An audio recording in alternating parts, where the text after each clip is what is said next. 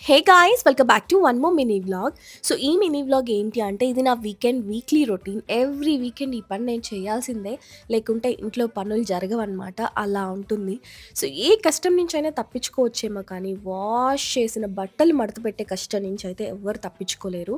So, యూఎస్‌లో washing machines, dryers ఎలా ఉంటాయో చూపిస్తాను. సో, ఆ కింద పార్ట్ వచ్చి వాషింగ్ ఏరియా అనమాట. అది మనకు టైమర్ సెట్ చేస్తే వాష్ చేసి ఇచ్చేస్తది. అండ్ ఆ పైన వేస్తున్నది డ్రైయర్. మనం ఇండియాలో లాగా ఇక్కడ బట్టలు ఆరబెట్టుకోలేం కదా! సో, అందుకనే డ్రైయర్స్ యూజ్ చేస్తాము.